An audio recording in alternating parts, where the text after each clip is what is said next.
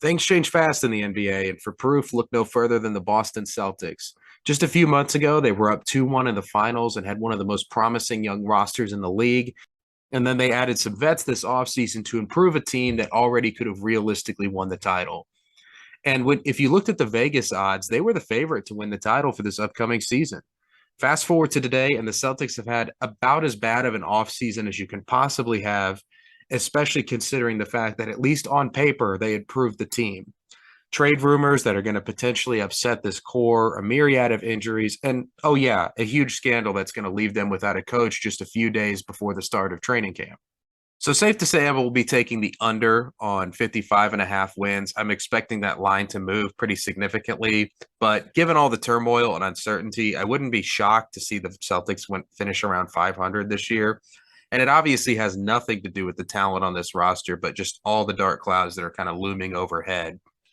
And I guess I should start by addressing the Ime Udoka situation.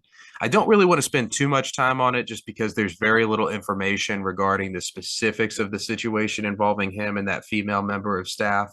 But also, I try my best to keep the topics of this podcast strictly on hoops. I just feel like as a society, we're constantly being clubbed over the head with the next big scandal or politics or just negativity in general. So it's nice to use this podcast as kind of a break from all of that. So I'll just give my really quick thoughts on the whole situation. Initially, while I think that having an affair is pretty morally reprehensible, this is a situation where both parties were adults and what they do in their personal lives is kind of their business. However, after more kind of came out and started to think about it more, I do understand the rationale. I think initially it was just because of the statement or the tweet that Woj Shams had. I couldn't remember who, but where they used the word consensual. So it didn't seem like the punishment was fitting the crime there. It just seemed like a year-long suspension was a little bit of an overreaction, but based on the way that Wick and Stevens spoke about this in their press conference, I think that there's a lot more going on beneath the surface here. And in an age where we're constantly pressured to pick a side, this is like the perfect example of a situation where it's okay to say, hey, you know what? I don't know. I don't know. And that's kind of pretty much where I am right now. I don't know enough to really render a judgment on whether that's a fair punishment or not. But I have seen some ESPN segments that I was kind of taken aback by regarding the situation. Granted, they likely have more information than we do, but I'm more speaking about the way Malika Andrews chose to conduct herself throughout this. I understand some of where she's coming from, what Twitter did, trying to like speculate and discover who this female staff member was. It it just got ugly. That was pretty ugly, and it caught a lot of innocent women up as like collateral damage. And those women who weren't involved in this situation deserve so much better than that. So I understand her passion on the issue, but where I disagree with her is how she handled her coworkers, specifically Stephen A. Smith and Kendrick Perkins. The Celtics have come out and said that they're not pursuing any further disciplinary action against anyone within the organization. So that includes the person that Ime Udoka was involved with. And again, we don't know enough details to say whether or not that a punishment is deserved in this case. So, but I think when you use the wording consensual relationship, it's only natural for people to have questions of why one party is being punished and not the other. And so I think, given all of the uncertainty and the lack of details, it's pretty immature to try to vilify people who disagree with you on this situation. And Malika went out of her way to insinuate that Stephen A. Smith and Perkins were trying to blame women just for having some questions on this situation. I think questioning this extremely controversial and uncertain situation is very reasonable. And there's a difference between trying to point fingers and just asking some basic questions. And I felt like Perkins and Stephen A. Smith were on the asking question side. So, based on the wording that has been used and the way the Celtics have chose to handle this situation, it's left a lot of people with a lot of questions, and I think it's reasonable to have questions. I don't think you should be vilified for that. As for Ime's future, I know the suspension is just 1 year, but the Celtics brass have given no guarantees that they're going to bring him back after this season.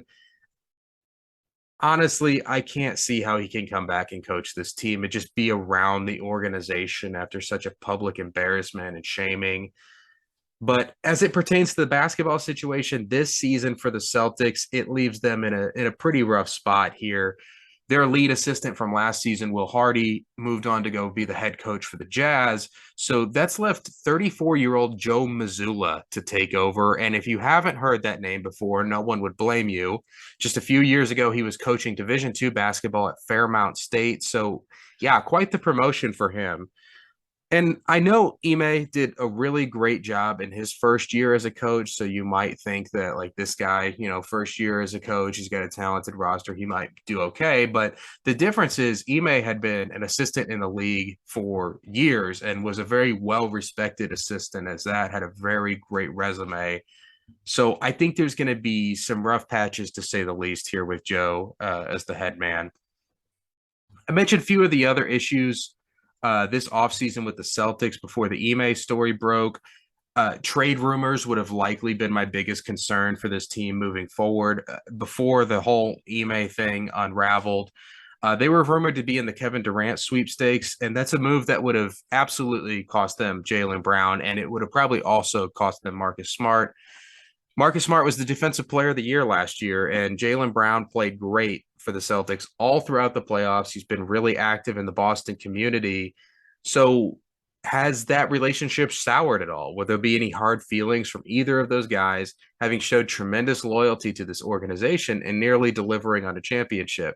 If that were me, that would be a really tough pill for me to swallow. So I can see that having some lingering effects. And without strong leadership in the coaching department, this could absolutely boil over if it's kind of left unattended to. I also mentioned injuries. One of the big acquisitions this offseason was Danilo Gallinari, and he tore his ACL this offseason, so he's going to be out for the year. Also, Robert Williams had yet another knee operation that's going to have him sidelined for the next 2 to 3 months. Gallo was brought in to give 36-year-old Al Horford some relief during the regular season, and combined with the Robert Williams injury, that leaves Al as pretty much the only real big guy option on this roster. I mean, sure, there's Grant Williams and Luke Cornett, but Williams is 6'6", and Cornett has played less than 150 games in 5 years, and I don't think it's due to injury. He's just not that good. So what can you really expect when you're having to go up against Giannis and Embiid out there in the East? Not only do you have to worry about teams with dominant big guys out east, but with teams that have great slashers like Miami and Brooklyn, they're going to have just free reign to attack the basket. Unless, of course, Al Horford is somehow able to turn back the clock 10 years and he can hold it down inside on his own. I just don't see that being the case.